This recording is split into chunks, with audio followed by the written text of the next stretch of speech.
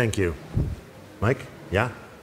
I'm very happy to be here in Chile. It's my first time in South America. I'm very happy to be here. This is not a talk where you will learn anything. It's just the very beginning of 17 different conversations. And the hope is that some of them will be interesting and you'll go learn more based on these. So my approach for guaranteed success with design is very simple. All you have to do is design the right thing and design it well. If you do that, guaranteed success. There's a lot of very common, very well-known examples in here. There's also some that are not very well known. And again, my hope is that some of these will be interesting to you and you can go learn more about them and it will help you design better products, solve better problems. We're going to start with number 2, design it well. Some topics about that, and then we'll switch. In the second half of the talk will be about designing the right solving the right problems, designing the right things. So, starting with solving things better. It is very easy for us to get wrapped up and excited about implementation. And we talk about it's going to be a mobile app, or it's going to be in the cloud, or the pieces of interface, we're going to use a drop-down for this and buttons for that. And as soon as you end up talking about implementation, you lose sight of the function.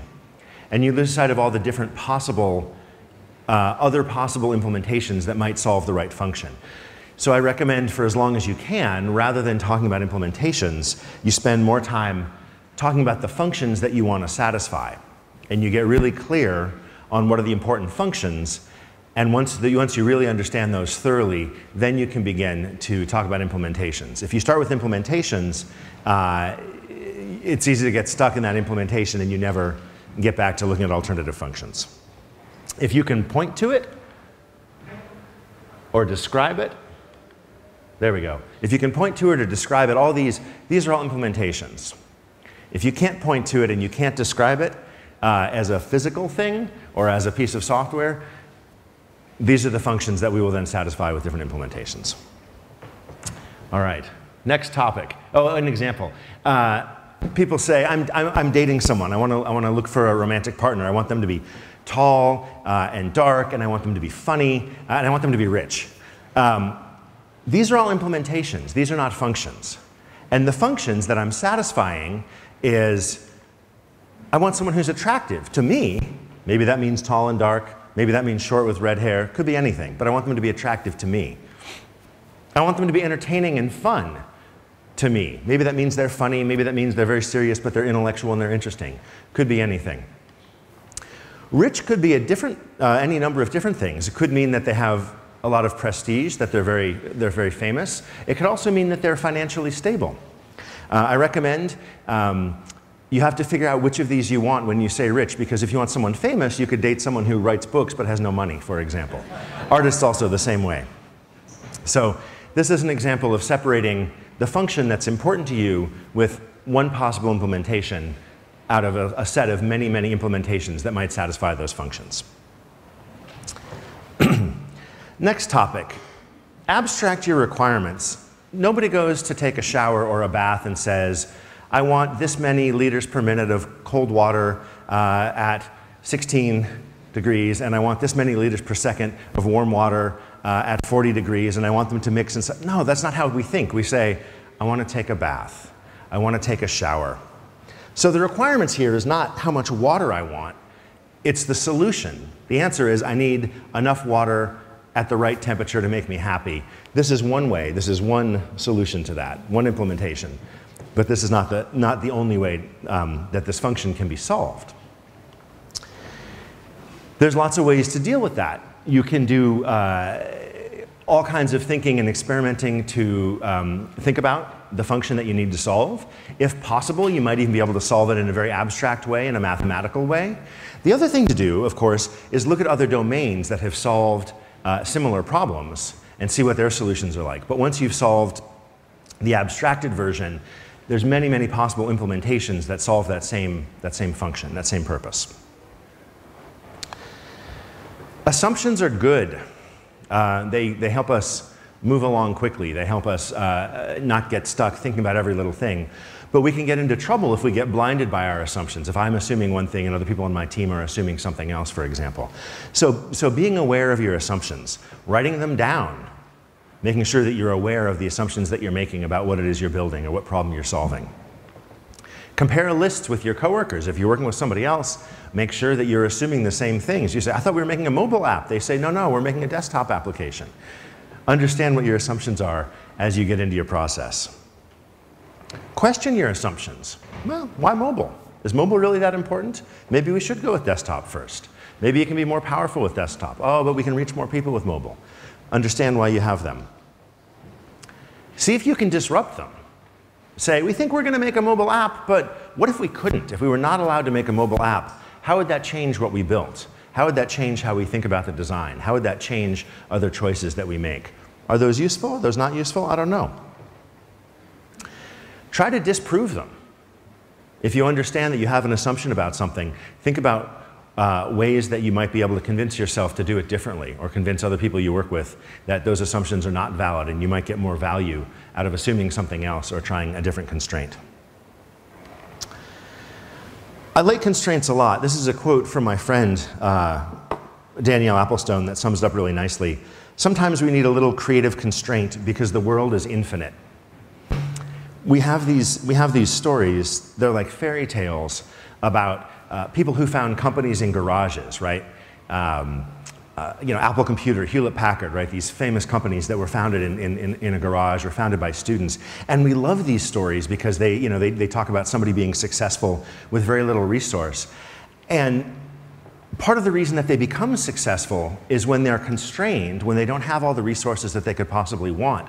They have to come up with different solutions. They have to come up with solutions that are not the normal solutions that you would use if you had all the money and all the time and all the computer hardware and all the staff that you wanted. These constraints cause us to think about things differently than we might otherwise and provide, I think, an interesting way to take us to new, different types of solutions. So I recommend giving yourself some constraints, using that to help you think about other ways to approach problems. You can also give yourself constraints. My favorite constraint, don't use dropdowns. Dropdowns are almost always a bad piece of interface. There's often, not always, there's often a better way. And we make web forms, we make mobile apps, just fill it with dropdowns, that's fine. And we don't think very deeply about the problem space. We don't think very deeply about how the human is going to interact with that selection. Part of the reason I don't like dropdowns is they hide information. They're really terrible when you have to interact with a very long list of things. For example, if you've seen a dropdown and you have to pick the country that you live in from the dropdown. If you live in the United States or Afghanistan, it's easy.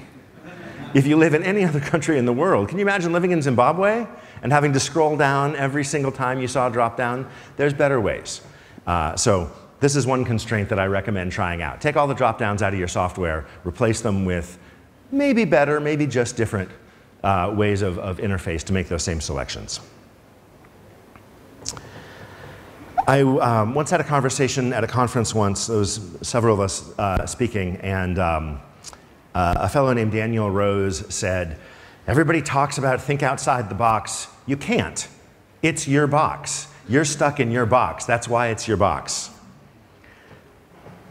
There we go. You get bigger boxes when you work with other people who have different boxes. You get much bigger and better boxes when you work with people whose boxes are completely different from yours. When the shape of their box, the size of their box, the experience of their box is very different from yours. And this is about cultural background. It's about language spoken, certainly. It's about accessibility for things like low vision or screen readers that can work with people who are vision impaired, people who come from different financial backgrounds, people who have different access to technology. All of these perspectives that come to your team will help you build a better product that's more successful for all of your customers. And so this is an example of, or I should say, this is an endorsement, a recommendation to try to work with people who don't look like you, who didn't go to the same schools that you went to, who come from someplace else. And that will bring a richness to what you create because they'll bring different ingredients to what you're making. The United States historically has not been very good at this. This is an ad from the 1950s for an insurance company, and this was their example of diversity in the United States in the 1950s, where we have they have some different hairstyles, and this kid's blonde and that kid is not blonde, and dad here has a pipe, but otherwise that was about as diverse as you got. Also, those children look really scary to me. Genevieve Bell is she was an anthropologist, and she started being chatted up by some guy in a bar, and he said, "What do you do?" And she said, "Oh, I'm an anthropologist, I study people and culture." And he said, "I think you need to come work for me."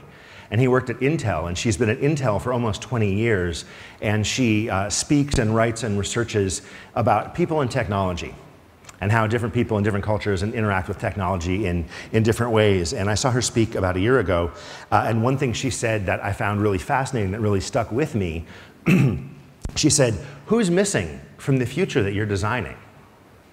So we know who my customer is. My customer is this segment of people who uses this product or who has access to this technology.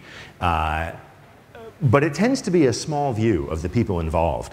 And when you are aware of who you're designing for, it's also useful to think about all the people that are not in that circle of who I'm designing for, all the people who don't fit because of the technology, because of the language, because of all the other reasons that they might not fit. So, quick surveys here. Now, I have one data point that I know is accurate for the United States. I don't know if it's accurate for Chile. We'll talk about it. So, survey number 1. How many people prefer driving a stick shift instead of an automatic? I get a few. In the United States, you get a few more.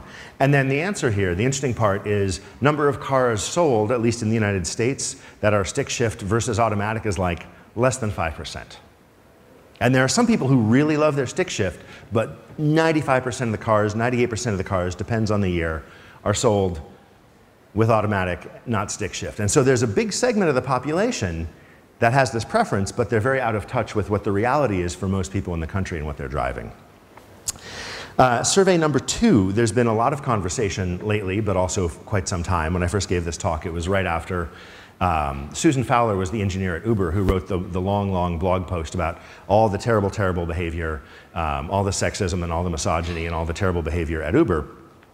And there's been a lot more talk about that sort of thing in the media just the last couple of weeks. So first we'll ask people who identify as men, how many of you work at workplaces where you're pretty sure this is not a problem? I got a few, not so many. How many women-identified people in the room have at some point in your career worked at a place where this was the problem? A few more. It's not as engaged an audience as I was like, but that's fine. Pretend that there was a vast difference there between the perception of some part of the audience and the reality of the experience of the other part of the audience. It's another example of having different points of view, different perspectives, different backgrounds on your team will bring different insight when you're designing something and allow you to build better products. All right. Do you know this? This is, Amazon calls this the dash button. It's a way to like one-click order something not being on a screen. You add this to the product and you one-click and it just reorders it for you right now on Amazon. So their goal is to make it easier, even easier to shop. We'll talk about why I have this on the slide in a second. Down at the bottom, we have data. And there's lots of data, and we're all really excited about data because data is awesome, and data is interesting, and data is fun. And that's fine. That's good. If you spend some time, if you spend some effort, you spend some energy, you can refine the data, and it gets more valuable, becomes information. And you've added value for your customers. And if you continue to look through the information and see what is the most interesting things about that, you can get up here to answers or insight and say, aha, we've now learned something from this data. And from there, you might even take an action. You could take an action automatically, maybe you recommend an action, and now you're farther up here on the stack, and you've done all this work, but you're adding more and more and more value to what it is you're delivering. And finally, in this case, with GLAD, we're somewhere up here between actions and solutions, right? This one click, I need to order something. We're not asking anybody to do all the work, all the infrastructure behind it is hidden behind this little piece of, this little 6-centimeter long piece of plastic. Amazon's done all this work to make it so easy for their customer to do the thing that Amazon wants, click the button once. If you want your customers to be successful, you make it as easy as possible for them to take the action that you want. You might even provide a subscription for them so that the solution is just in front of them. The subscription just comes to them. The solution just happens when they don't do anything at all. We'll talk a lot more about that in a couple of slides. So the upshot here is that there's more value as you move up the stack. And if you can get closer and closer to the top of that stack, you can add a lot more value for your customers because it means you're doing the hard work and you're not asking them to do the hard work. And if you're not asking them to do the work, they're more likely to complete whatever it is you want them to do.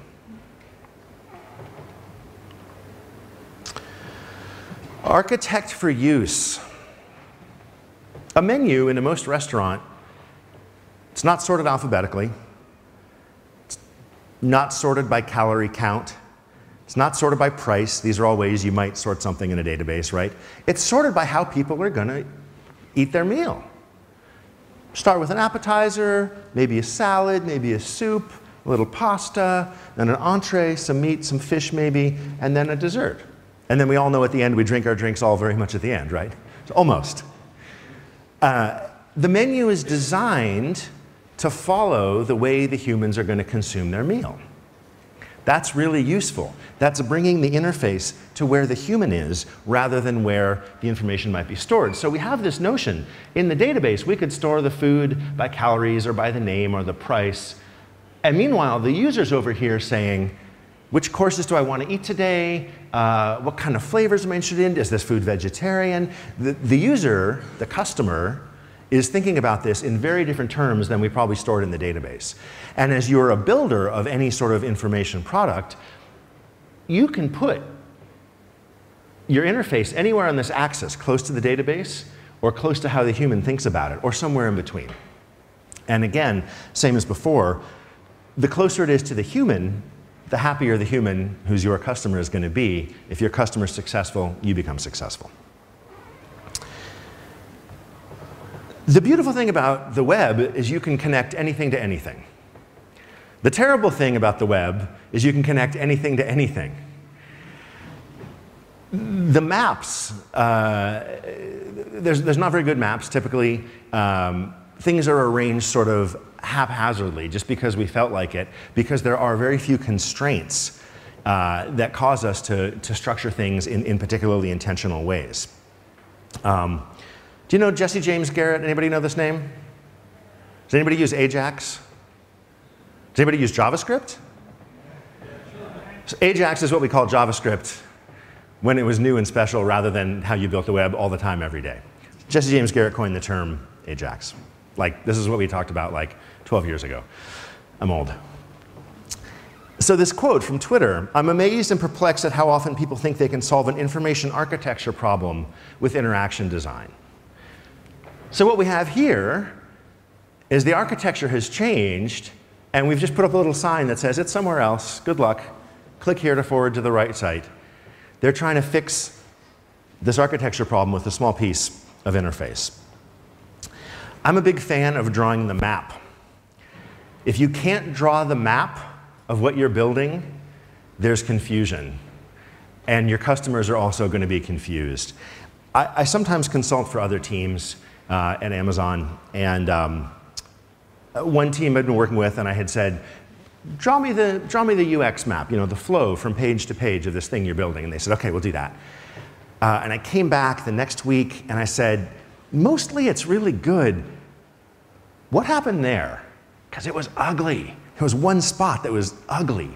And they said, oh, well, this customer called, and they said, we need it to be this way. And the product manager said, okay, we'll make it this way. And the product manager told us, and we had to change it, and now it's like that. And I was like, aha.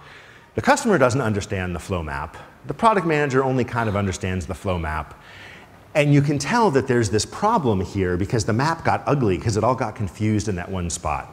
If you can't draw a clear map that shows how a user is going to move through the space or how the product's going to function, you might not understand it well enough, and your customer definitely will never understand it well enough. Did you see the example this morning, Yuna's talk about how was it when Slack sends notifications, I think? Was it Slack? Huge flowchart, right? That's pretty complicated, and that's laid out visually. Can you imagine looking at that just in code and trying to debug that? If it was just code only? Like, it would be impossible. There's no way. There's too many conditionals, there's too many choices. You could figure it out if you had to, but by drawing the map, you gain so much value, you gain so much perspective. So I'm a huge, huge fan of telling people to draw the map, and I get a little frustrated when people say, we don't have time, we don't have time. And I'm like, it's going to be way faster to draw the map and debug it on a whiteboard than it is to build the code and then try to even understand where the bugs might be, because you can't understand the relationship of the pieces. So, all right. What could possibly go wrong? Do you guys read XKCD? Do you know this comic? This is a comic about not checking your input streams. There are some situations when simply that there are bugs, and that's fine, and things accidentally cause problems. There are definitely also situations when your users do things that they shouldn't do, or you think that they shouldn't do, and that also can cause problems. Think about this. Think about what could go wrong. Think about what is the worst case scenario if your user does the worst thing that you can imagine, and maybe mitigate that. Maybe try to solve that before the user gets to do that. A couple of years ago, this is summer of 2016, there was 2 really bad failures by very large companies. This was the April Fools that Google put up April 1st in the United States. And this orange button here, it used to be any other day for all the previous history of Gmail, this button said send an archive. So you'd send it and that would be fine. But what this did, this mic drop did, is it sent your message and then it muted the thread and you never saw a response. People got fired because they sent a response, they clicked the button, and their boss came back and said, I need you to make this change before the deadline, and they never saw the message, and they didn't complete their tasks, and they got fired. This is Google not thinking through the consequences of their actions, not thinking through what could go wrong if somebody accidentally mutes the wrong conversation and doesn't see the response. You can imagine inviting your partner to a nice dinner or something and never hearing back from them. Wonder what that would do. The other great example from right before then, Microsoft made a Twitter bot. It was a learning Twitter bot. It was AI. It would learn from what people said to it on Twitter. Have you seen Twitter? Do you know what happened with this bot? Like in less than a day, it was this horrible, horrible, racist, like people were teaching the bot the worst things that they could think of. This never occurred to Microsoft that maybe bad things might happen on Twitter. By the way, this is a failure of the team that built that. They probably didn't have enough diversity on the team. Because if they'd had a few more people on the team, somebody might have said, dudes, because it was dudes, we know it was dudes, right? Somebody would have said, dudes, have you seen Twitter if you're not a white dude? It's pretty terrible. But they didn't think of that. So think about what could possibly go wrong. Similarly, it's good to design systems that do the right thing even if the human doesn't. This is a motto I have when I'm doing design, is that if your design being successful depends on the human being always doing it right, someday your design is going to fail, because someday a human being is going to fail. And your odds of success go way up if the default state, all the defaults are correct. You make it as easy as you can for the right thing to happen. And that way, when a human being doesn't do the right thing, the system is still successful. There's a great, a famous case study of this about defaults. I can't remember the countries. I think it is Norway and Sweden. Excuse me. Countries that are very similar culturally. And one of them on their driver's license has a very high organ donation rate, and the other one has a very low organ donation rate. And what could possibly be the difference? Very similar people, very similar religion, culture. One of the driver's license forms, the default is, yes, please, I'd like to donate. The other one, you have to check the box. People go with the defaults. My favorite example here of systems that do the wrong thing in human inaction is Chernobyl. There was some human inaction that caused some problems, and then humans did the wrong thing, and that caused more problems. And my favorite example of this doing the right thing is direct deposit, where the money just shows up in your bank account. You don't have to get a piece of paper and walk down to the bank when the bank is open to deposit it. The money just shows up if you don't do anything. That's a good example. All right. Part 2, finding the right problem to solve. Track things that annoy you. Keep a list of things that bother you. Keep a list of things that you're resigned about. Oh, traffic is so bad. Oh, well, that's just how it is. Oh, housing's expensive. Oh, well, that's just how it is. Those are areas where maybe there's opportunities to improve things. Root cause analysis. This annoys me every time. We have these coffee machines, and people make coffee, and then the coffee grounds stay here. And if you don't dump this, they drip. And once in a while, somebody very helpful comes and puts a cup underneath. So now you've created 2 problems in that you have to now throw away a cup, but you still have to dump the grounds from there. This is someone who didn't really do the analysis, ask the 5 whys, and understand why is there actually coffee dripping here. Maybe we can solve the original problem rather than just solving the one drip here. When you hear a passive voice, ask who's doing it. The example here, I don't know, could be anybody. These things just happen. People just keep getting hit by cars. I don't know what the problem is. It's cars. But we don't talk about that, right? It just keeps happening. Oh, well. When you hear the passive voice, see if you can figure out why. This is not the graphic I saw, but this was one. I saw a similar graphic like in 2008, and it was a map of all the existing, we have existing technology, TV and radio and phone calls. And they had picked some interesting axes, and they'd shown where these emerging technologies fit into this landscape that filled in spaces that were left by the traditional technologies. It wasn't exactly this map, but it was similar enough where we can say, we have companies that satisfy these parts of the market, and there's a gap there. Somebody's not serving that market. There's a niche there. There's an opportunity where you may be able to fill in and provide a service that is going to be, hopefully, a useful segment that hasn't been already satisfied. Predict the inevitable future. Oop, that's gone off the top. This is a technique called Wardley mapping, and it's predicated on the notion that all technologies go from being very difficult, sort of boutique and handmade, and then they get more common, and you can buy them, and then they just get to be a commodity where you don't even think about it. Like right now on the internet, storage is like a commodity. We don't have to think about internet storage. We have S3, game over, we can move on and not worry about it. And Wardley mapping is a way that you take these assumptions and you analyze an industry or you analyze a product space, and if you understand which pieces you think are going to move to commodity more quickly than others, and you can use that to replace industries that are based on the solutions being custom, if you can replace them with commodity solutions. Pursue bigger, better boxes. I apologize, your box is like down here somewhere. My box was up there. We have a whole world of problems to solve. And there are a great many solutions in your backyard that I'm sure need solving, but there's a whole world more that can also be solved, and there's a whole world of opportunity here. Again, from Genevieve Bell, who's missing from the future that you're designing? Tim O'Reilly is my publisher. He's a wonderful, wise fellow. He thinks people should work on stuff that matters, and what he means by that is work on things that matter more than money. The project should be sustainable, but you shouldn't just be there for the money. You should be there because it's something you believe in.